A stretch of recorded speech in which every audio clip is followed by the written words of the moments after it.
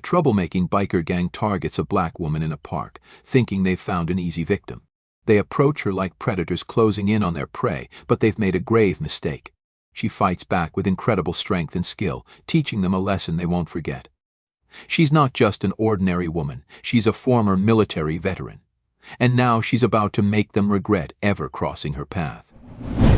The late afternoon sun bathed the Greenville Community Park in a golden hue, its warm light casting long shadows over the paths and swaying trees.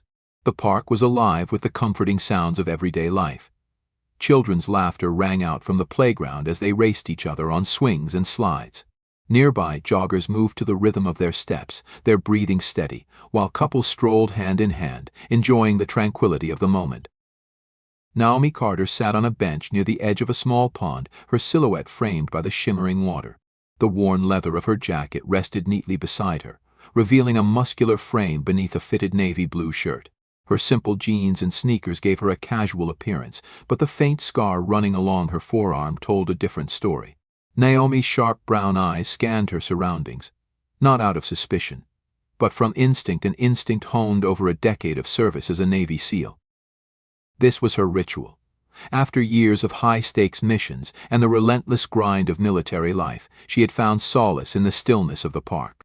Here, surrounded by the simple hum of life, Naomi felt a fleeting sense of normalcy. But her senses, sharpened by years of training, were never entirely at rest. A jogger passed by, offering a polite nod. Naomi returned it with a faint smile, her gaze lingering for a moment before shifting back to the playground. Her mind, though quiet now, always danced on the edge of alertness.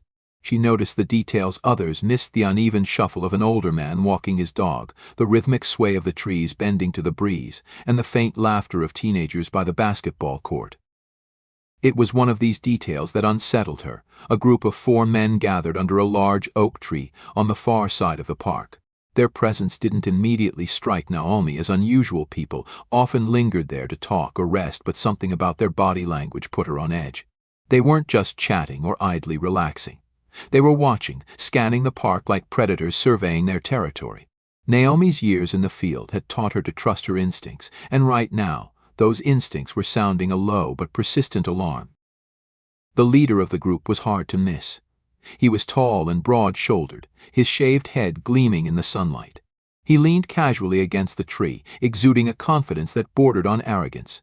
His clothes, a black hoodie and faded jeans, seemed ordinary, but the tattoo snaking up his neck hinted at a history that wasn't. Naomi noted how he gestured towards his crew, subtly directing their attention across the park. Her bench, she realized, was their focus. Her heartbeat remained steady, but her muscles tensed. She adjusted her posture slightly, maintaining an air of relaxed calm while her mind began to assess. 4 of them, she thought. Leader, strong build, likely experienced in confrontation. Second, wiry, with a patchy beard, nervous energy, but eager to please. The other 2 were younger, maybe in their early 20s. They looked cocky, their swagger betraying the overconfidence of inexperience. Across the park, Mason Tank Walker, his real name long discarded in favor of his reputation, nudged the man beside him. His lips curled into a sneer as he nodded towards Naomi. "That one," he muttered, his voice low but laced with derision. "Sitting there all smug, like she owns the place." Patchy Beard chuckled, cracking his knuckles. "Thinks she'll put up a fight." Tank smirked. "Let her try. They always do." As the group laughed, their voices sharp and mean, Naomi's eyes briefly met Tank's. Her expression didn't falter, calm, unbothered, but the moment their gazes locked, she knew. They weren't just troublemakers looking for a quick thrill. They had chosen her deliberately, their hatred as tangible as the warm breeze, and they had no idea who they were dealing with. Naomi shifted her weight slightly, her arm resting lazily along the back of the bench. Her breathing remained steady as her mind worked quickly, running scenarios and evaluating her options.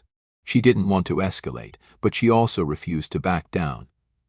"Let's see what you've got," she thought silently, her lips curving into the faintest of smirks. The men began to move, their laughter growing louder as they crossed the park toward her. Passers-by noticed but quickly looked away, unwilling to involve themselves.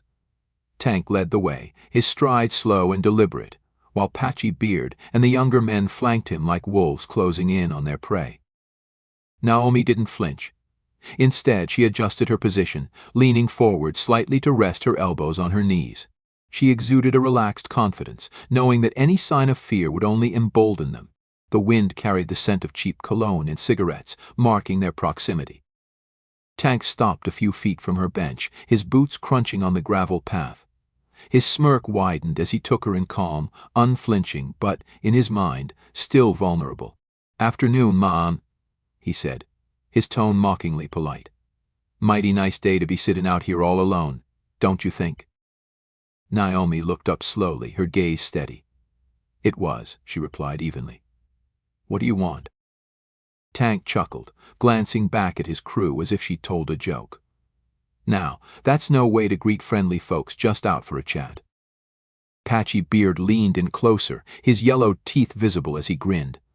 "Or maybe she's one of those types, Tank, thinking she's too good to talk to us." Naomi's eyes flicked between them, her expression unchanging. She noted the way Tank's stance shifted forward, how one of the younger men adjusted his grip on his belt. They were posturing, trying to intimidate her into submission, but Naomi had faced far worse. "I'm just minding my business," she said, her voice calm but firm. "Oh, we'll mind it for you," Tank drawled, pointing to her leather bag beside her. "That's a nice bag. Bet it's got something good in it. Why don't you be polite and hand it over? We wouldn't want things to get messy." Naomi's lips twitched into a faint smile. "Polite," she echoed, her tone laced with irony. "Is that what you call this?" The smirk fell from Tank's face. "You're funny," he said, stepping closer. "But I don't think you're listening. Give us the bag or we'll take it. And maybe something else, too." Naomi stood slowly, her movements deliberate. She adjusted the strap of her bag over her shoulder, her gaze locked on Tank's. Though shorter than him, her presence filled the space between them, her confidence unsettling the group. "You've made a mistake," she said quietly, her voice steady as steel. "This isn't going to end the way you think it will." Tank sneered, his fists clenching. "We'll see about that." The tension in the air was palpable, the confrontation teetering on the edge of violence. Naomi knew she had seconds to act, and she was ready. If they wanted to test her, they'd find out soon enough that she was no easy victim. The moment hung in the air, heavy and taut like the silence before a storm. Naomi's gaze didn't waver as Tank and his crew began to close the distance, their movements slow and deliberate, like predators sizing up their prey. The faint murmurs of life in the park faded into the background, replaced by the low hum of her heightened awareness. Every muscle in her body was coiled and ready, but she remained outwardly calm. Tank smirked again, his confidence bolstered by the numbers on his side. He glanced back at Patchy Beard and the two younger men. "Look at her," he sneered. "She thinks she's tough, thinks she can stare us down." The younger men chuckled nervously, though their laughter lacked conviction. One of them, a lanky figure with a buzz cut, adjusted his stance, trying to mimic Tank's bravado. "Yeah, let's see how tough she is," he muttered, his voice shaking slightly. Naomi caught the tremor in his tone, a small chink in the armor of their collective confidence. She'd seen this before, young men playing at being dangerous, emboldened by their leader but unprepared for real resistance. Her training had taught her to exploit those weaknesses. "Last chance," Tank said, his voice low and menacing as he took another step forward. "Hand over the bag, or you're going to regret it." Naomi tilted her head, her calm demeanor unnerving them further. "I've warned you," she replied evenly. "Walk away. Now." Tank's smirk twisted into a scowl. He wasn't used to being challenged, especially not by someone he perceived as vulnerable. He lunged forward suddenly, his hand reaching for her bag. Naomi moved like a shadow, her reaction fluid and precise. She sidestepped his grasp, grabbing his wrist and twisting sharply. Tank grunted in pain as she used his momentum against him, sending him stumbling off balance. Before he could recover, she released him and stepped back, her stance firm but non-threatening. The younger men froze, their confidence visibly shaken. Patchy Beard cursed under his breath, his earlier bravado evaporating. "What the hell was that?" he muttered, glancing nervously at Tank, who was rubbing his wrist and glaring at Naomi. "Just a warning," Naomi said, her voice calm but firm. "You're out of your depth." Tank's face flushed with anger as he straightened up. "You think that was something?" he spat, his fists clenching. "You think you can embarrass me?" He lunged again, this time with a wild swing aimed at her face. Naomi ducked effortlessly, her movements smooth and controlled. She countered with a sharp elbow to his ribs, forcing a pained grunt from him as he stumbled backward. One of the younger men, emboldened by Tank's frustration, rushed at her from the side. Naomi pivoted, catching his arm mid-swing and using a simple takedown maneuver to send him sprawling onto the gravel. He landed hard, groaning as he clutched his shoulder. "Stay down," Naomi advised, her tone matter-of-fact. The two remaining men hesitated, their earlier bravado now replaced by uncertainty. Patchy Beard glanced at Tank, who was still struggling to catch his breath. "Come on, man," he said, his voice tinged with panic. "She's not worth it." But Tank wasn't listening. His pride was wounded, and his anger blinded him to the reality of the situation. He growled low in his throat and charged again, his movements less calculated, driven purely by rage. Naomi anticipated his move, stepping aside at the last moment and letting his momentum carry him forward. She hooked her foot around his ankle, sending him sprawling face first into the gravel path. The impact was loud and final, the sound of his defeat echoing in the sudden stillness of the park. The other men stood frozen, their confidence shattered. One of the younger ones took a step back, muttering, "Screw this. I'm out." He turned and jogged away, leaving the others to face Naomi's steely gaze. Patchy Beard raised his hands in a gesture of surrender, his eyes wide with fear. Okay, he stammered. "We're done, all right. We're done." Naomi's gaze flicked to him, her expression unreadable. "You should have walked away when you had the chance." Tank groaned as he pushed himself to his knees, his face scraped and bloodied. He glared up at Naomi, his eyes filled with rage and humiliation. "This ain't over," he snarled, his voice low and venomous. "You don't know who you're messing with." Naomi stepped closer, her shadow falling over him. "No," she said quietly, her voice like steel. "You don't know who you're messing with." The sound of approaching sirens broke the tension. Red and blue lights flashed in the distance, drawing the attention of onlookers who had been too afraid to intervene. Naomi straightened, her sharp gaze still fixed on Tank as his crew scattered, dragging him along with them. As the park slowly returned to normal, Naomi retrieved her jacket and slung it over her shoulder. Her heartbeat had steadied, her breathing calm. She scanned the park one last time, ensuring the danger had passed before walking away. In her mind she replayed Tank's parting words, "This ain't over." She had no doubt he meant it. But Naomi wasn't the kind to back down. If they wanted a fight, she'd be ready. The next morning, Naomi Carter sat at her kitchen table, the steam from her cup of black coffee curling into the air. Sunlight streamed through the windows of her modest apartment, casting warm patches of light onto the walls. Despite the peaceful scene, her mind was anything but calm. She couldn't shake Tank's parting words, "You don't know who you're messing with." Her instincts told her the confrontation in the park wasn't just a random act of violence. It was deliberate, targeted. Tank and his crew weren't mere opportunistic thugs, they had a purpose, and Naomi intended to find out what it was. Her phone buzzed, pulling her from her thoughts. It was Rachel Bennett, her closest friend, and a seasoned investigative journalist known for chasing stories others wouldn't touch. "I saw the police report," Rachel said without preamble when Naomi answered. "You okay?" "I'm fine," Naomi replied, her tone clipped. "But something about this doesn't sit right with me." Rachel's voice softened.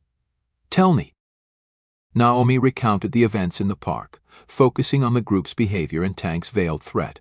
"This wasn't just about my bag, Rachel. They targeted me. And Tank, he wasn't acting like some petty thief. There's more to this." Rachel was silent for a moment, then said, "Give me a couple of hours. I'll see what I can dig up on this Tank character. If there's dirt, I'll find it." Naomi met Rachel at a quiet coffee shop tucked into a corner of Greenville's bustling downtown. The shop was a favorite of Rachel's, a place where she could work undisturbed while still keeping her ear to the ground. Rachel sat in a corner booth, her laptop open and a stack of printed documents spread out on the table. Her expression was grim. "You were right," Rachel said as Naomi slid into the seat across from her. "Tank's real name is Mason Walker. He's got a record: assault, harassment, minor weapons charges. But here's the thing, he's not just some low-level thug. He's part of a larger group that's been making waves in the area. Rachel turned the laptop toward Naomi, showing her a map of Greenville and its surrounding neighborhoods. Red dots marked incidents of vandalism, harassment, and violence, all concentrated in predominantly minority communities. This isn't random, Rachel continued. These are coordinated efforts to intimidate and drive people out. Naomi's jaw tightened as she scanned the map. Who's behind it? That's where it gets interesting.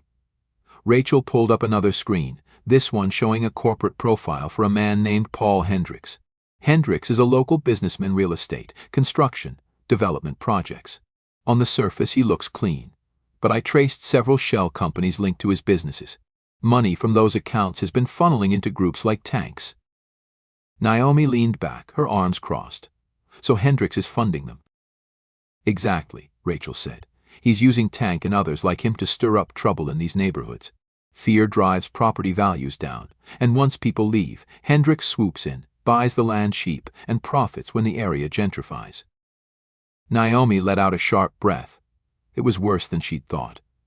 Have the police looked into this? Rachel shook her head. Not seriously. There have been some reports filed, but nothing is stuck. People are too scared to press charges, and Hendricks is careful. He keeps himself insulated. Naomi's eyes narrowed. Not careful enough. Tank's already on the radar. If we can connect him to Hendricks, we can blow this whole thing open. Rachel gave her a wary look. Naomi, this is dangerous. Hendricks has money, power, and people willing to do his dirty work. If you go after him, you need to be smart about it. I've dealt with worse, Naomi said, her voice firm. I'm not going to sit back and let people like him terrorize my community. That evening, Naomi took the first step in her investigation. Armed with Rachel's research, she paid a visit to Detective Marcus Reyes, a dedicated officer who had earned a reputation for going the extra mile in his cases. Reyes had worked in Greenville for years, and he was no stranger to the tension simmering beneath the surface of the city. Reyes sat behind his cluttered desk at the precinct, flipping through the files Naomi handed him.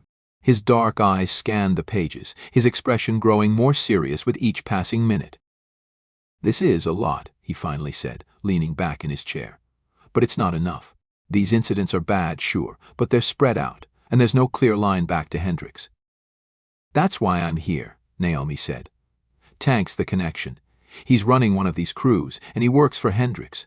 If we can get to him, we can build the case.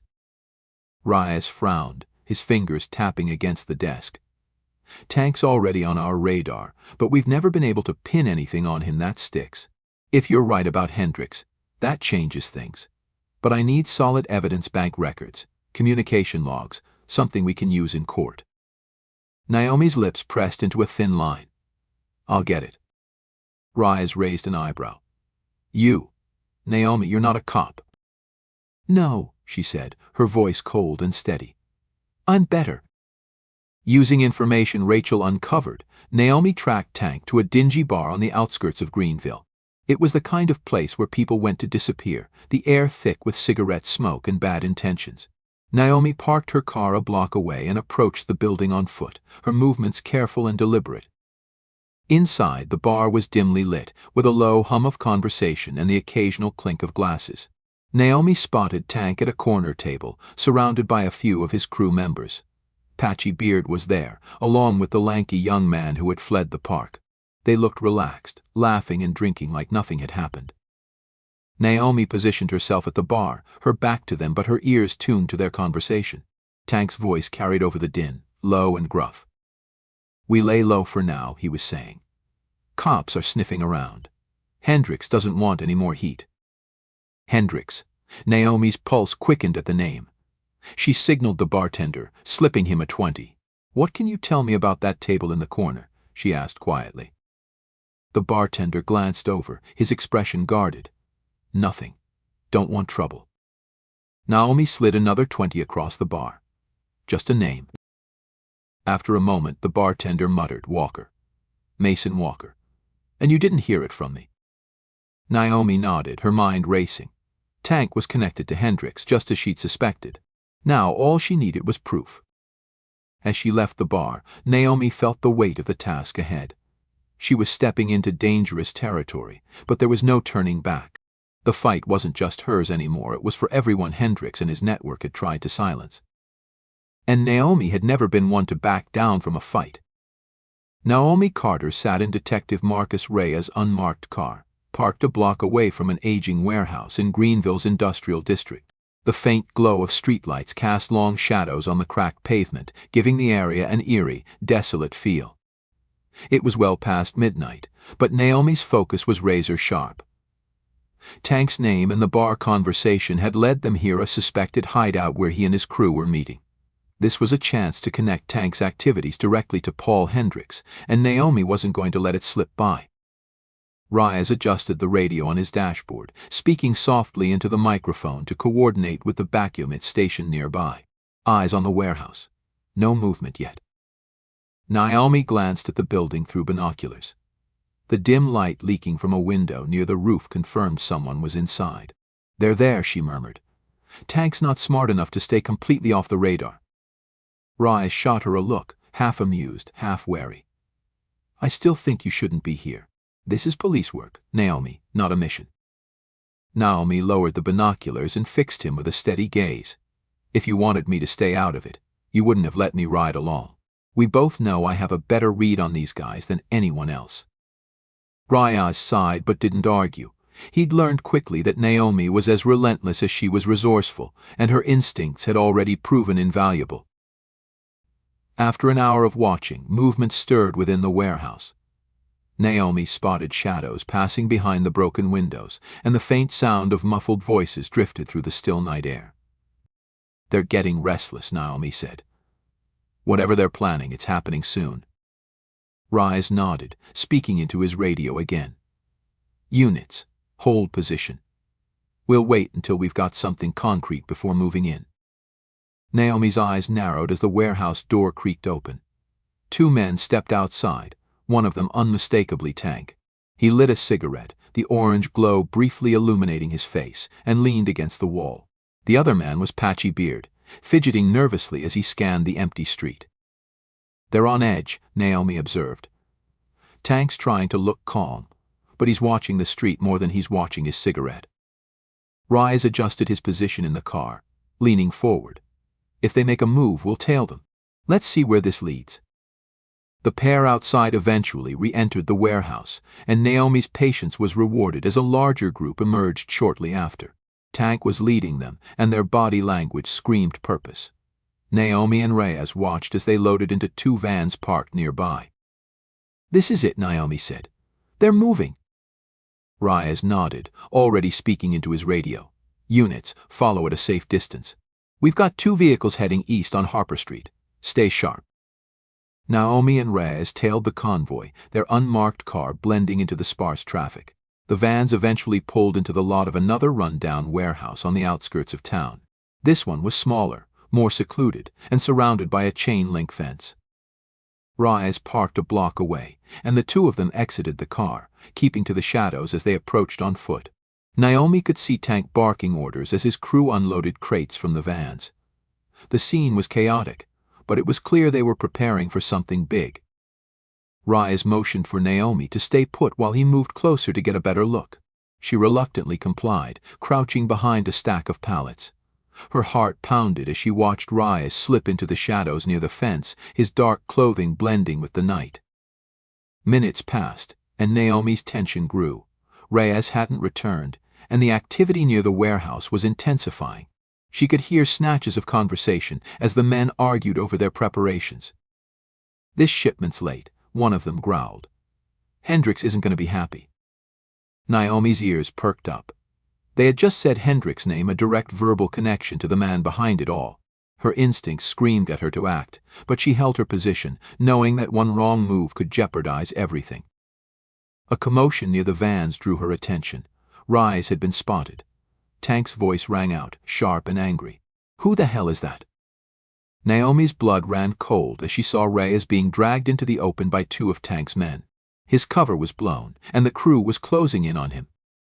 Without hesitation, Naomi moved. She slipped around the side of the building, using the cover of darkness to approach unnoticed. Her mind raced, calculating her options. She couldn't take them all out at once, but she could create enough chaos to give Reyes a chance to escape. Naomi grabbed a loose pipe from the ground and hurled it toward the warehouse, the loud clang drawing everyone's attention. The men turned, momentarily distracted, and Naomi used the opening to take down the man holding Reyes. With a sharp elbow to his ribs, she disarmed him and shoved him into one of the others. "Move," she barked at Reyes, who didn't need to be told twice. He scrambled back toward the shadows as Naomi held her ground, her stance steady and defiant. Tank's expression twisted with rage as he recognized her. "You again," he snarled. "You've got a death wish, lady." "Funny," Naomi shot back. "I was about to say the same to you." The standoff was short-lived as sirens wailed in the distance, drawing closer. Tank cursed under his breath, signaling his crew to retreat. The men scrambled back into the vans, leaving their crates behind in their haste to escape. Back in the safety of the unmarked car, Reyes was visibly shaken but grateful. "You just can't follow orders, can you?" he said, though there was no malice in his tone. "If I did, you'd still be back there," Naomi replied flatly. Reyes exhaled heavily, rubbing the back of his neck. "They said Hendricks' name. That's something. And those crates, they left them behind." Naomi nodded. "Whatever was in those crates is going to tell us a lot." The following morning, Naomi and Reyes stood in the precinct's evidence room as officers cataloged the contents of the crates left behind at the warehouse. Inside were flyers, spray paint, and a variety of materials clearly intended for acts of vandalism and intimidation. There were also ledgers detailed records of payments and deliveries, all pointing back to Paul Hendricks' shell companies. "This is it," Reyes said, flipping through the ledger. "This ties Hendricks directly to Tank's crew. We finally have enough to go after him." Naomi's expression was grim but resolute. "Good. Then let's make our move." The precinct buzzed with activity as Detective Marcus Reyes, Naomi Carter, and the team prepared to take the next steps against Paul Hendricks. The evidence they had collected from the warehouse, the crates of vandalism supplies, detailed ledgers, and the incriminating verbal connections to Hendricks was a breakthrough. But as Naomi sat in the precinct's briefing room, listening to Reyes outline their strategy, she couldn't shake the feeling that they were racing against the clock. "Hendricks has money, connections, and a team of lawyers who'll bury us in technicalities if we don't lock this down," Reyes said, pacing in front of a whiteboard filled with photographs, maps, and handwritten notes. "We've got solid evidence, but we need to act quickly before he finds out we're coming for him." Naomi leaned forward, her elbows resting on the table. "Do we have enough to bring him in now?" Reyes hesitated. "It's enough for a warrant, but not enough to ensure a conviction. We need someone from the inside to testify, someone like Tank." At the mention of Tank, Naomi's jaw tightened. The man was dangerous, but she knew he was also scared. "He'll talk," she said. "He knows Hendricks won't lift a finger to protect him." Reyes nodded but looked skeptical. "It's a gamble. If Tank clams up or retracts his statement, we lose our strongest connection to Hendricks." Naomi's gaze hardened. "Then we don't give him the chance to back out. Let me talk to him." Naomi sat across from Tank in the cold, sterile interrogation room. His bruised face and tired eyes betrayed the strain of the last 48 hours. He leaned back in his chair, attempting to project confidence, but the tension in his shoulders gave him away. "You're in a tight spot, Mason," Naomi began, her voice steady and calm. She never referred to him as Tank. She wanted to strip away the persona he used to intimidate others. "You know it, and I know it. Hendricks isn't coming for you." Tank smirked, though it didn't reach his eyes. "What makes you so sure?" "Because I've seen how people like him operate," Naomi replied. "You're expendable. A tool he used to scare people out of their homes, vandalize neighborhoods, and make them feel unsafe. Now you're a liability, and liabilities don't get second chances." Tank's smirk faltered, but he quickly recovered. "You think you're smart, huh? Think you know everything." "I know this," Naomi said, leaning in slightly. "You've got two choices: help us bring him down, or take the fall for everything. Because when Hendricks' lawyers throw you under the bus, and you'll be left holding the bag." Tank stared at her, his jaw tightening as he processed her words. "What do you want from me?" "The truth," Naomi said, her voice firm. Details. How Hendricks funds you, how he communicates, and who else is involved. You give us that, and we'll make sure the DA considers your cooperation. Tank hesitated, the weight of the decision visible in his expression. Finally, he exhaled heavily. Fine. I'll talk. Tank's confession was a treasure trove of information. He detailed how Hendricks funneled money through shell companies disguised as community development projects. Payments were distributed to groups like Tank's under the guise of contract work, and orders were relayed through intermediaries to keep Hendricks insulated. Tank also revealed that Hendricks had several other crews operating in neighboring counties, all carrying out similar campaigns of fear and intimidation. He's got a system, Tank said, his voice bitter. Keeps everything clean on paper, but we all know the score. We do the dirty work, and he reaps the rewards. As Rise and Naomi reviewed Tank's testimony, they realized the scope of Hendricks' operation was even larger than they'd suspected. This wasn't just about one man, it was about dismantling an entire network. The team worked tirelessly over the next few days, cross-referencing Tank's testimony with the evidence from the warehouse and Rachel Bennett's investigative work. Rachel's research uncovered additional shell companies linked to Hendricks, as well as suspicious financial transactions that aligned with the activities of other crews. Together, the pieces formed a damning picture of Hendricks' empire. It's all here, Rachel said, pointing to a flowchart she'd created on her laptop. The money trails, the shell companies, the connections to the crews, it's airtight. Rise agreed, but he remained cautious. It's strong, but Hendricks won't go down without a fight. His lawyers will argue every detail, and they'll come after anyone who testifies against him. Naomi's expression was resolute. Let them try. We've got the truth on our side. With the evidence compiled and a warrant secured, the team prepared to raid Hendricks' main office. The operation was meticulously planned, with multiple units coordinating to ensure a swift and decisive execution. Naomi and Raz were part of the lead team, approaching the sleek office building under the cover of darkness. As they moved through the glass doors and into the marble-floored lobby, Naomi couldn't help but feel the weight of the moment. This wasn't just about taking down Hendricks, it was about justice for everyone he had hurt. Move in, Raz ordered, and the team swept through the building, securing each floor. They found Hendricks in his private office, surrounded by documents and computer equipment. He looked up as the officers entered, his expression a mix of anger and disbelief. This is outrageous, he snapped. Do you know who I am? Naomi stepped forward, her voice calm but firm. We know exactly who you are, and we've got the evidence to prove it. Hendricks' confident facade cracked as the officers began collecting files and seizing his computers. He was placed under arrest, his hands cuffed behind his back as he was led out of the building. Back at the precinct, the mood was tense but hopeful. The raid had been a success, but the fight was far from over. Hendricks' legal team was already mobilizing, and the trial would be a grueling battle. Naomi sat with Rachel and Reyes in the precinct's conference room, reviewing the mountain of evidence they had collected. We've done our part, Reyes said. Now it's up to the DA to make it stick. Naomi nodded, her expression thoughtful. This isn't just about Hendricks. It's about sending a message to him, to his network, to everyone like him. This stops here. Rachel placed a reassuring hand on Naomi's arm. And you've done more than enough to make that happen. Naomi allowed herself a small, tired smile. The fight wasn't over, but for the first time, she felt like they had a real chance at winning. As the night wore on, Naomi couldn't help but think about the people whose lives Hendricks and his network had tried to destroy. She thought about the neighborhoods he had targeted, the families he had terrorized.